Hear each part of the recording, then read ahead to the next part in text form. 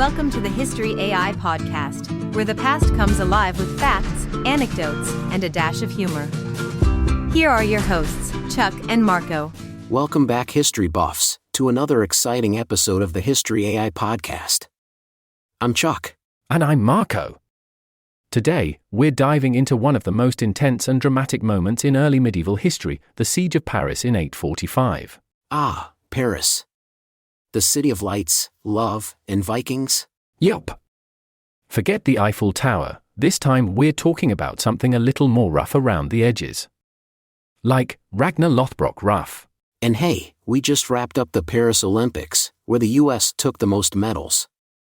But in 845, it was the Vikings who were bringing home the gold, gold, silver, jewels, and anything else that wasn't nailed down. You got that right. So let's sail back to the 9th century and set the stage for this epic siege. To truly understand the significance of the Siege of Paris in 845, we need to step back and look at the broader context of the world at that time. The mid-9th century was a period of profound transition and turmoil across Europe, a landscape dominated by shifting powers, religious transformations, and relentless invasions. Let's start with the Carolingian Empire, which at its height was the most powerful political entity in Western Europe. The empire was founded by Charlemagne, also known as Charles the Great, who had been crowned Emperor of the Romans by Pope Leo III in the year 800. Charlemagne's reign marked a revival of the Western Roman Empire in terms of cultural and political unity, and his vast territories stretched from modern-day France to Germany and Italy. Charlemagne was a visionary leader, and his reign brought about what's often called the Carolingian Renaissance, a period of cultural and intellectual revival. Monasteries became centers of learning, and there was a renewed emphasis on art, literature, and education, all supported by the church. However, Charlemagne's death in 814 led to the eventual division of his empire among his grandsons under the Treaty of Verdun in 843. That division wasn't just a political formality, it was the beginning of the end for the Carolingian Empire as a unified force. The empire was split into three parts: West Francia, East Francia, and Middle Francia, with each grandson ruling over their respective territory. Charles the Bald, the ruler of West Francia, what we might now recognize as much of modern France, was in charge of defending the westernmost section of the empire. The fragmentation of the empire weakened its overall stability. Local lords and nobles became more powerful as central authority waned, leading to internal conflicts and a lack of coordinated defense against external threats. This period of decentralization and feudalism meant that the empire was ripe for exploitation by external enemies, chief among them, the Vikings. The Vikings were Norse seafarers from Scandinavia, modern-day Norway, Denmark, and Sweden, who had begun raiding the coasts of Europe in the late 8th century. By the mid-9th century, these raids had evolved into more organized and far-reaching campaigns. The Vikings were expert navigators and warriors, using their longships to travel quickly along rivers and coastlines, launching surprise attacks on monasteries, towns, and cities.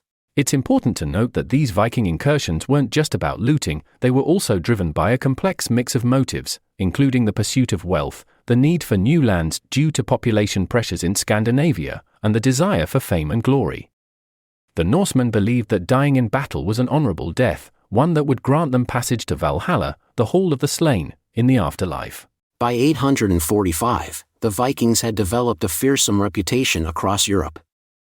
They had already attacked major cities and religious centers like Lindisfarne in 793 and had been a constant thorn in the side of the Carolingians. The Seine River, which runs through Paris, had already seen Viking activity, but nothing on the scale of what was about to unfold. Paris in 845 wasn't the sprawling metropolis we know today, but it was still one of the most important cities in the Frankish kingdom. It was a center of trade and religious significance, with the mighty cathedral of Saint-Étienne standing on the Isle de la Cite, the island at the heart of the city. The city's defenses were largely based on its natural geography, with the Seine providing a natural moat and wooden walls and towers supplementing its protection. The strategic importance of Paris, coupled with its wealth, made it a prime target for the Vikings. And they weren't coming just to raid and leave, they were coming to make a statement. The stage was set for a confrontation that would test the resolve of both the defenders of Paris and the invaders from the north. So, with a fragmented empire, a weakened central authority, and a fierce and determined enemy approaching from the north, Paris in 845 stood on the brink of one of the most significant sieges in its early history. What followed would not only shape the future of the city, but would also leave a lasting legacy in the annals of European history. Now, let's focus on the man who led the Viking forces during the siege of Paris in 845, Ragnar Lothbrok. Or should I say, the legend of Ragnar Lothbrok? Because, to this day, historians debate whether Ragnar was a real person, a myth, or perhaps a composite of several historical figures. That's right. Ragnar Lothbrok is one of those names that looms large in Viking history, but pinning down the facts about his life is a lot like trying to catch smoke. The earliest references to Ragnar appear in Norse sagas and poems written down centuries after the events they describe. These sources mix historical events with mythology, making it hard to separate fact from fiction.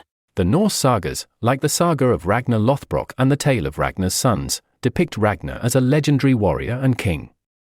He's portrayed as a cunning and ruthless leader with feats that seem to blur the line between history and legend.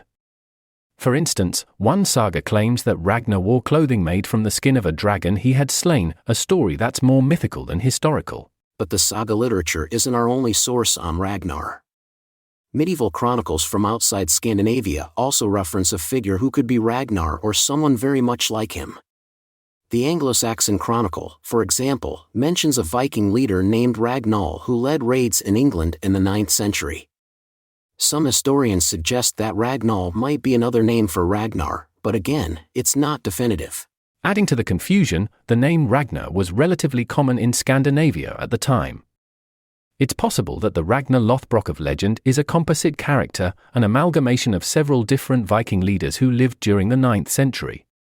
For instance, some scholars propose that Ragnar could be based on the exploits of real historical figures like Ragnar, a Viking chieftain who led the siege of Paris, or even a blend of several raiders who made their mark on Europe.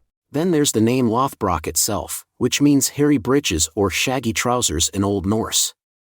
According to the sagas, Ragnar earned this nickname after devising a clever plan to kill a serpent or dragon that guarded a princess. He supposedly wore trousers made from animal skins to protect himself from the creature's venom, again, a tale that's more fantasy than fact.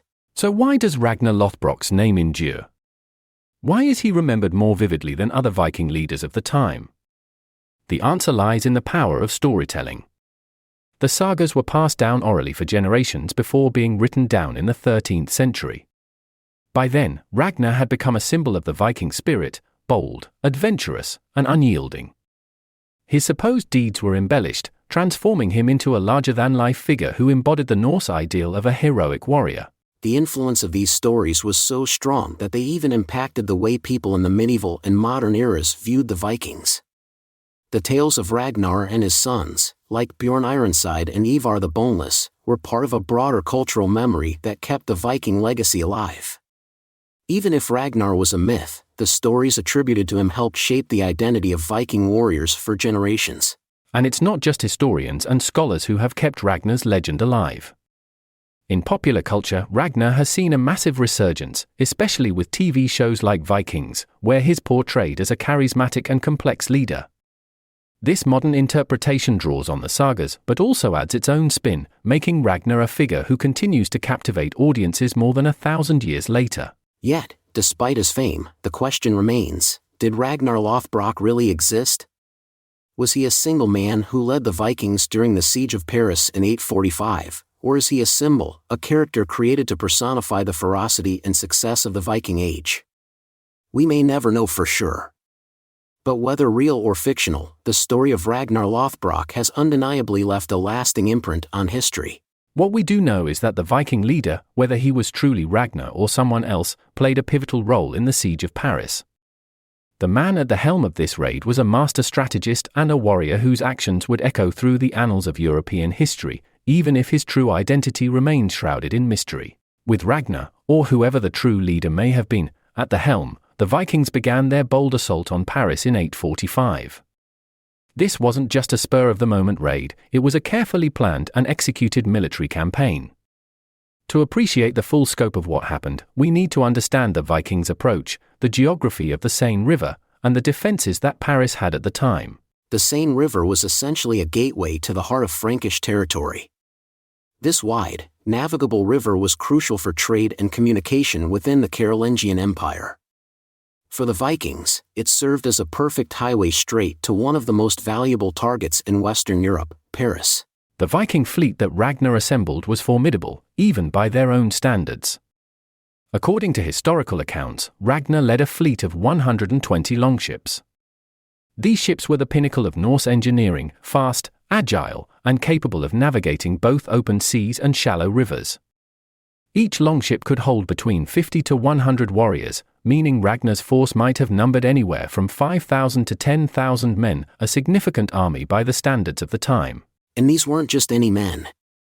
Viking warriors were known for their ferocity in battle, their tactical flexibility, and their psychological warfare. They were armed with swords, axes, spears, and shields, and they wore armor that ranged from simple leather tunics to chainmail. But perhaps their most intimidating weapon was their reputation. The mere sight of their dragon-prowed ships often sent their enemies into a panic. As the Viking fleet sailed up the Seine, they encountered little resistance. The Frankish forces, aware of the impending threat, had attempted to fortify key positions along the river, but the Vikings were too swift and too coordinated. They overwhelmed smaller outposts and villages along the way, likely taking hostages and gathering supplies to sustain their siege. The Frankish strategy at this point was mostly defensive. Charles the Bald had mustered an army to counter the Vikings, but he was wary of engaging them in open battle. Previous encounters with the Norsemen had shown that conventional Frankish military tactics were often ineffective against the hit-and-run style of Viking warfare. Instead, Charles tried to shore up Paris's defenses and hoped the city could withstand the assault long enough for the Vikings to tire or be driven away by negotiations. Paris itself was not the sprawling metropolis we know today. In the 9th century, it was a much smaller city, primarily concentrated on the Isle de la Cite, the island in the middle of the Seine. This island was the strategic and symbolic heart of Paris. It housed the city's most important structures, including the cathedral, the royal palace, and the homes of many of the city's elite. The city's defenses were largely dependent on its natural geography. The Seine acted as a moat, and the island's narrow access points were fortified with wooden palisades and towers. However, these fortifications were modest by the standards of later medieval castles. They were sufficient to deter smaller bands of raiders but were hardly adequate against the kind of force Ragnar was bringing. The Vikings were nothing if not adaptable. Upon reaching the outskirts of Paris, they set up camp and began their siege. Rather than launching an immediate frontal assault, they initially focused on intimidating the Parisians and assessing the city's defenses. Viking sieges often involved surrounding a city, cutting off its supplies, and using fear as a weapon to break the will of the defenders. One of the first major confrontations happened not directly at the city itself but in the area surrounding Paris. Charles the Bald, recognizing the danger, sent a contingent of his forces to intercept the Vikings before they could reach the city proper. This skirmish took place likely near the confluence of the Seine and Marne rivers. However, the Frankish troops were soundly defeated, and the Vikings continued their advance virtually unopposed. The defeat of the Frankish forces outside Paris had a profound psychological impact on the defenders within the city. Word of the Viking victory spread quickly, and with it came the realization that they were now facing the full brunt of the Viking army without any immediate hope of reinforcement. As the Viking ships approached the city, the people of Paris must have felt a deep sense of dread. They could see the longships anchored just outside the city, their dragon-headed prows staring menacingly at the island. The sight would have been terrifying, hundreds of Norse warriors, eager for plunder, waiting to storm the city. But the Vikings didn't just rely on brute force. They were skilled negotiators when it suited them, often offering cities the chance to buy their safety in exchange for tribute. In some cases, cities would pay these so-called Danegeld to avoid the destruction that came with a Viking attack. But whether Ragnar initially offered such an option to Paris is unclear. What is clear is that, despite the fear, the Parisians did not immediately capitulate. As the siege began in earnest, the Vikings launched probing attacks against the city's defenses.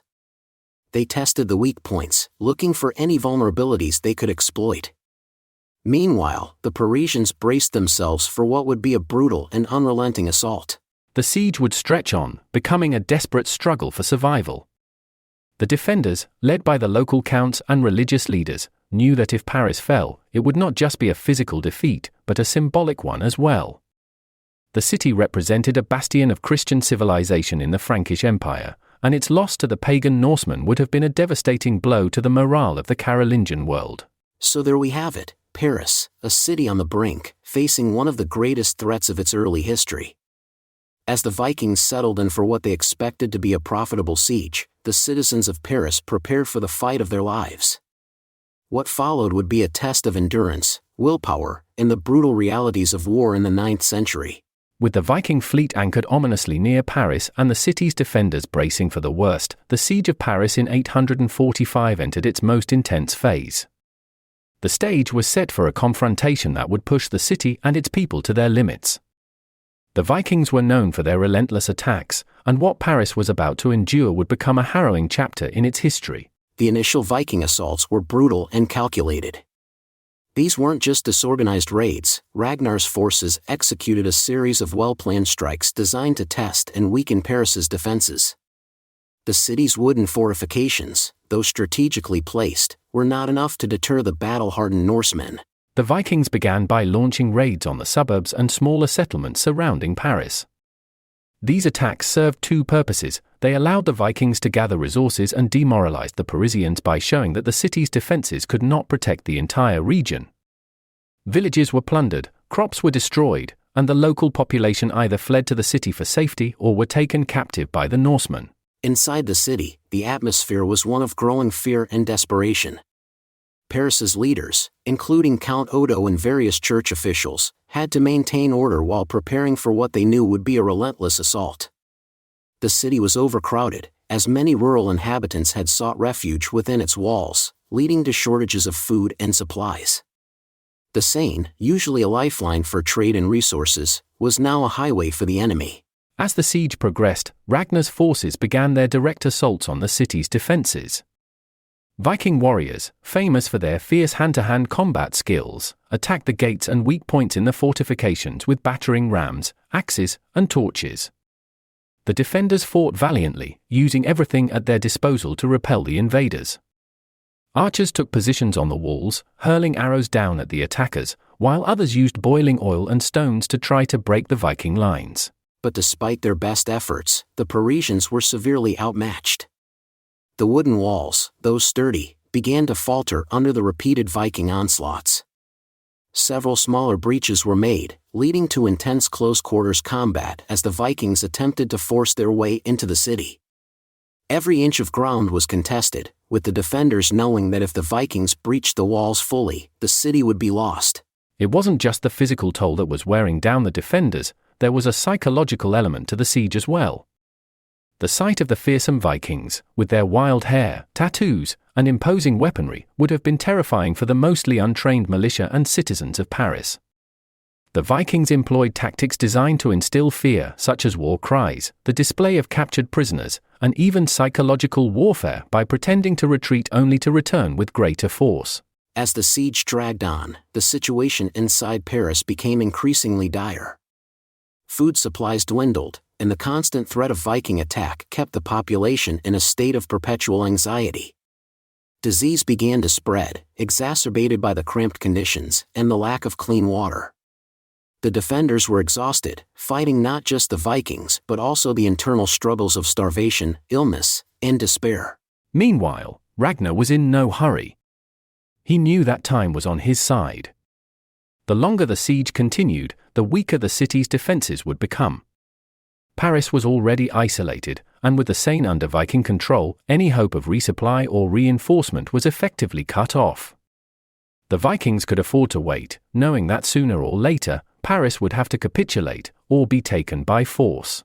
At this critical juncture, Count Odo and the other leaders of Paris faced an impossible decision. They could continue to hold out, hoping for a miracle or a relief force that might never come, or they could seek terms with the Viking leader.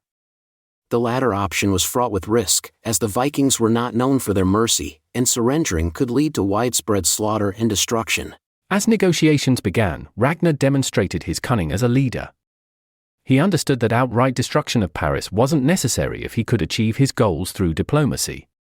By this point, the city was effectively his, he just needed to formalize its surrender in a way that would enrich him and reinforce his reputation. The Parisians, desperate and weakened, eventually agreed to pay a hefty ransom to Ragnar in exchange for the city's safety. According to historical accounts, this ransom amounted to 7,000 pounds of silver, a staggering sum that underscored just how valuable Paris was to both sides. With the ransom agreed upon, Ragnar ordered his forces to lift the siege. The Vikings withdrew, leaving a city battered and traumatized but still standing. The decision to pay off the Vikings was controversial and would have lasting consequences for the Carolingian Empire. It was seen by many as a humiliating capitulation, and it set a dangerous precedent, encouraging future Viking raids as other cities and kingdoms sought to avoid Paris's fate by paying off the invaders. The Siege of Paris in 845 was a watershed moment.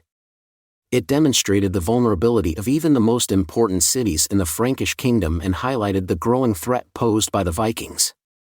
But it also showed the resilience of Paris and its people, who managed to survive one of the most harrowing ordeals of their time. The aftermath of the siege would echo through the years, influencing the strategies and decisions of both the Carolingian rulers and the Viking leaders who followed. It was a stark reminder that the world of the 9th century was one of constant danger and shifting power, where even the mightiest cities could find themselves at the mercy of determined and ruthless invaders. With the ransom paid and the siege lifted, the immediate crisis for Paris was over, but the city and its people were left to grapple with the profound aftermath of this harrowing ordeal. The Vikings' departure marked the end of one chapter, but the scars of the siege would linger for years, and its repercussions would ripple throughout the Frankish Empire and beyond. After Ragnar and his Viking fleet sailed away, laden with the enormous tribute they had extorted from the city, Paris was left in a state of devastation. Although the city had avoided complete destruction, the impact of the siege was undeniable. The physical damage was extensive, many buildings had been burned or damaged during the assaults, and the city's wooden fortifications were in ruins. Rebuilding would require significant time, resources, and effort. But the physical damage was just part of the story.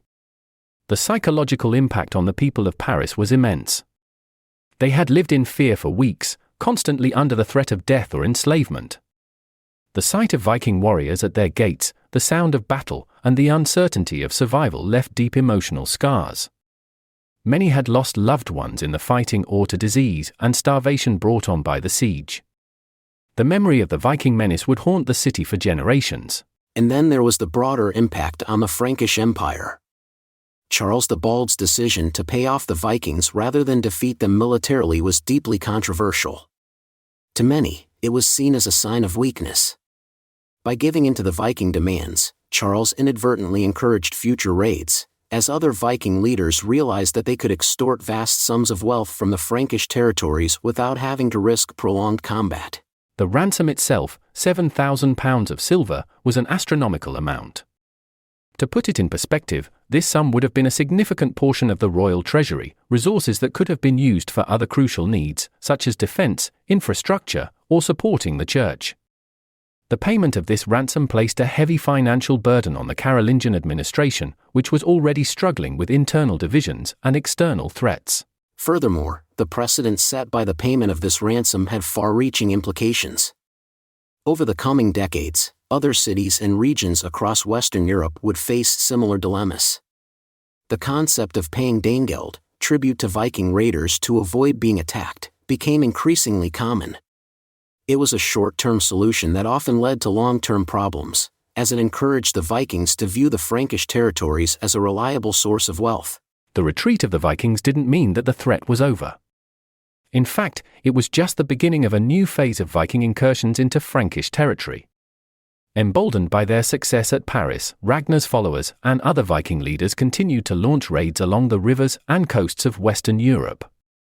The Seine River, in particular, became a well-trodden path for Norse longships, leading to further attacks on Paris and other cities in the years that followed. Charles the Bald, for his part, faced significant criticism from his nobles and subjects.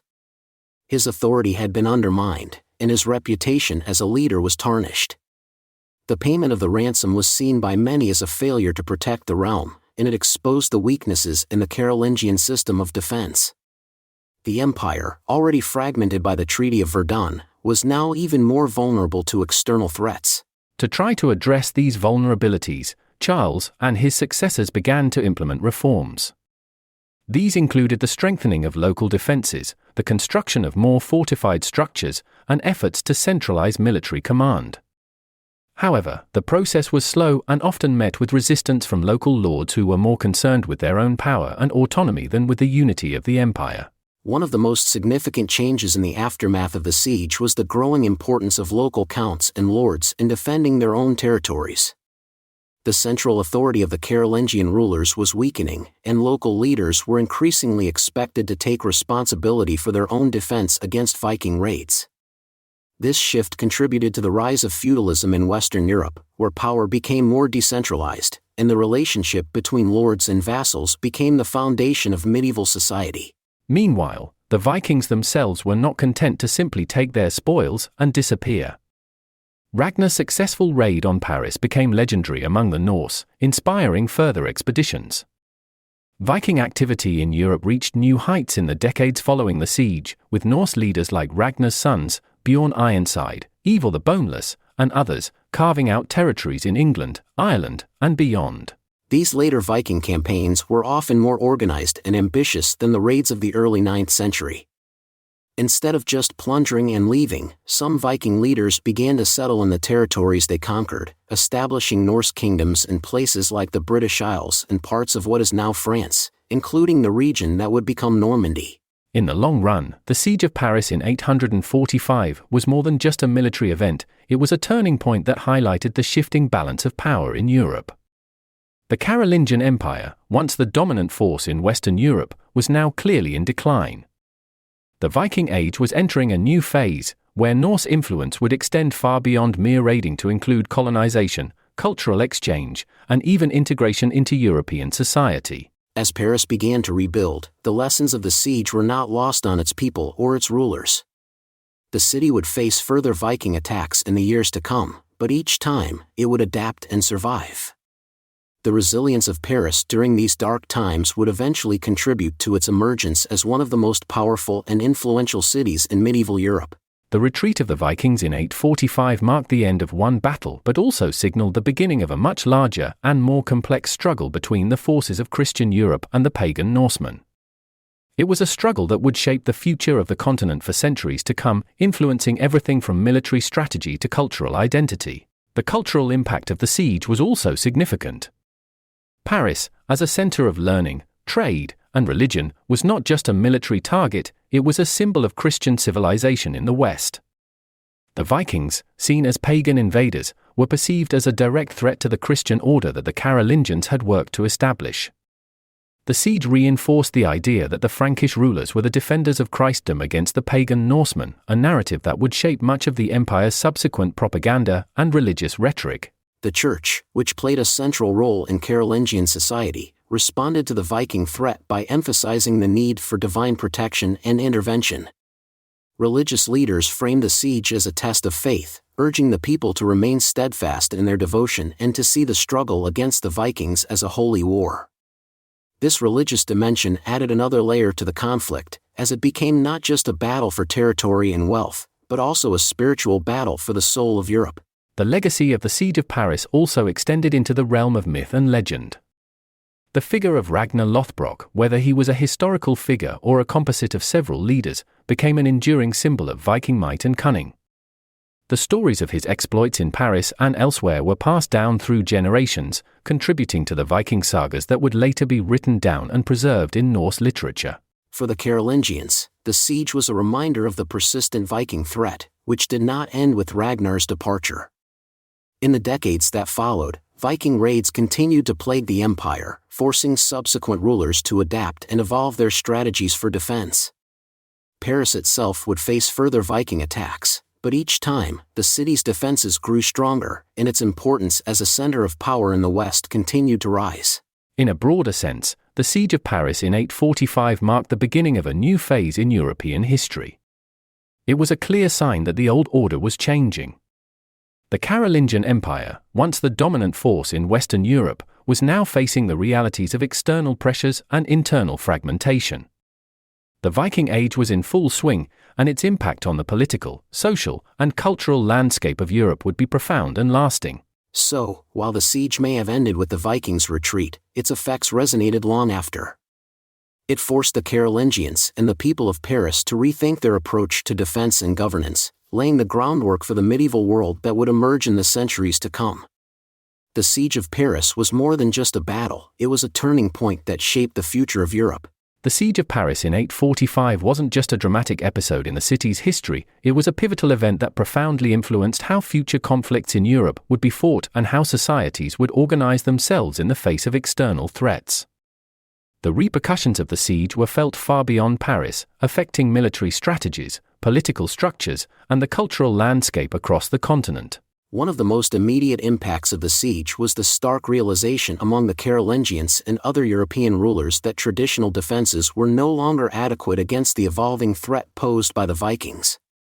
The Viking ability to strike deep into the heart of Frankish territory with relative ease, using rivers like the Seine as highways, exposed the weaknesses in the existing fortifications and military organization.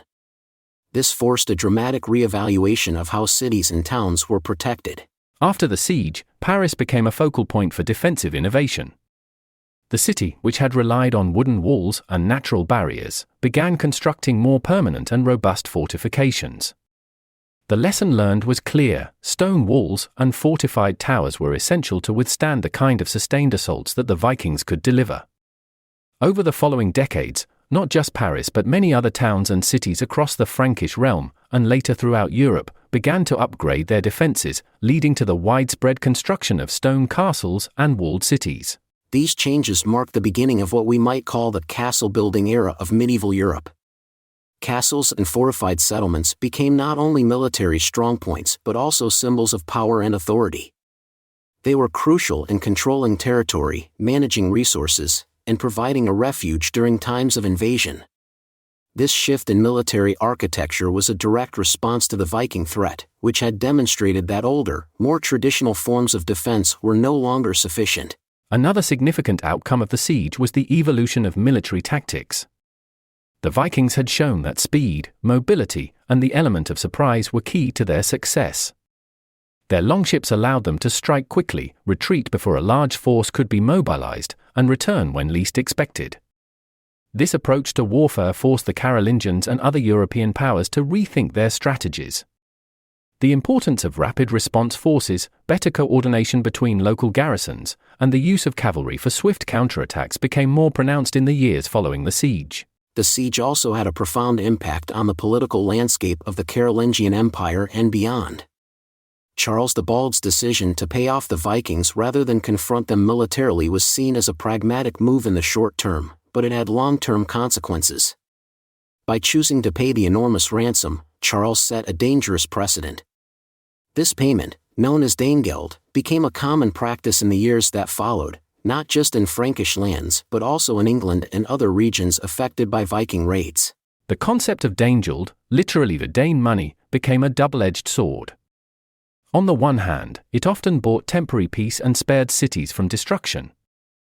On the other hand, it encouraged further raids, as Vikings realized that many European rulers were willing to pay rather than fight.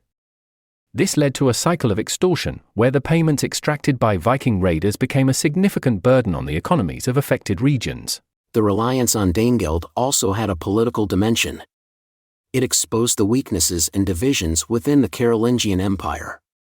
The inability to mount a unified and effective defense against the Vikings highlighted the fragmentation of power within the empire.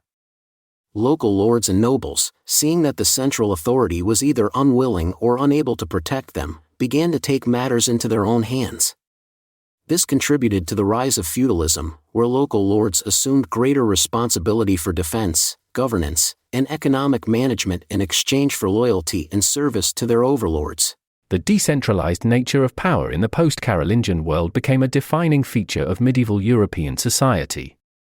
The Siege of Paris and other similar Viking incursions played a crucial role in accelerating this process. As local lords fortified their own territories and raised private armies, they effectively became semi-independent rulers, further weakening the authority of kings and emperors. This shift laid the groundwork for the complex feudal hierarchies that would dominate Europe for centuries. Beyond the military and political ramifications, the siege also influenced the cultural and religious landscape of Europe. The Carolingians, and later medieval rulers, increasingly framed their conflicts with the Vikings as a struggle between Christianity and paganism. The siege reinforced the idea of the Carolingian rulers as defenders of Christendom, a narrative that was eagerly embraced by the Church. This religious dimension added a new layer to the conflict, making the Viking invasions not just a military threat but also a spiritual one. In response to the Viking threat, the Church played a key role in rallying the population and legitimizing the actions of the rulers. Clerical leaders urged their followers to see the defense of their cities and lands as a sacred duty, and prayers for deliverance from the heathen Northmen became a common feature in church services across Europe. The Viking raids were portrayed as a divine test, and victories against the Vikings were celebrated as signs of God's favor. This narrative helped to strengthen the bond between the church and the ruling elites, reinforcing the idea that political and spiritual authority were intertwined. The cultural memory of the Siege of Paris and other Viking raids also found its way into art, literature, and folklore. The stories of the Viking sieges, battles, and the exploits of figures like Ragnar Lothbrok and his sons were passed down through generations, becoming part of the collective memory of medieval Europe. These tales, whether based in fact or fiction, served as cautionary reminders of the dangers that lurked beyond the borders of Christendom and the need for vigilance and unity in the face of external threats. The influence of the Siege of Paris in 845 extended far beyond its immediate aftermath. It was a key event that shaped the development of medieval Europe, influencing everything from military architecture to political structures, cultural narratives, and religious practices. The siege highlighted the vulnerabilities of even the most powerful cities and forced European societies to adapt in ways that would have lasting consequences for centuries to come. In essence, the Siege of Paris was more than just a military conflict, it was a catalyst for change. The adaptations and innovations that followed in its wake were crucial in the transformation of Europe from the early medieval period into the more structured and fortified society of the High Middle Ages. The siege set the stage for the complex tapestry of alliances, fortifications, and feudal relationships that would define European history for the next several centuries. As we wrap up our exploration of the Siege of Paris in 845, it's clear that this was far more than just a battle, it was a turning point that shaped the future of Europe in profound ways. From the rise of fortified cities and the evolution of military tactics to the spread of feudalism and the intertwining of religious and political power, the siege left a lasting legacy that resonated through the centuries. The story of Ragnar Lothbrok and his Viking warriors has become a symbol of the ferocity and unpredictability of the Viking Age, but it also serves as a reminder of the resilience and adaptability of the societies they encountered. Paris, despite being battered and beleaguered, survived the siege and went on to become one of the most influential cities in Europe. The Carolingians, despite their setbacks, laid the groundwork for the medieval world that would follow. The impact of the Siege of Paris can still be felt today, not just in the history books but in the very fabric of European culture. The tales of Ragnar Lothbrok and his sons continue to inspire stories in our modern media, and the lessons learned from this siege echo in the strategies and fortifications that define medieval Europe. It's a testament to how one event can ripple through time, influencing the course of history in ways that its participants could never have imagined. As we reflect on this remarkable chapter in history, we want to thank you, our listeners, for joining us on this journey. If you enjoyed today's episode, we have a small favor to ask. Please share the History AI podcast with your friends, family, or anyone you think would enjoy diving into these incredible stories from the past. Your support is what helps us continue to bring these episodes to life. And if you haven't already, make sure to subscribe to the podcast so you never miss an episode. We'd also love it if you could take a moment to rate us, especially if you're on Apple Podcasts or Spotify. A 5-star review really helps us reach more history buffs like you and keeps the podcast growing. And don't forget, we're always eager to hear from you. If there's a historical event or figure you'd like us to cover in a future episode, connect with us on social media. The links are in the show notes, and we'd love to hear your suggestions. Plus, we've got some awesome new History AI podcast merchandise available, everything from t-shirts to mugs. It's a great way to show your support and keep history alive. You can find the link to our store in the show notes. Thank you again for listening and being part of our community. Remember, the episodes we create are evergreen, so feel free to revisit any of them anytime you want to dive back into the past. Until next time, keep exploring, keep questioning, and keep making history. And hey, don't forget to share the love, tell a friend about the Siege of Paris, and share the podcast that brought it to life. See you next time.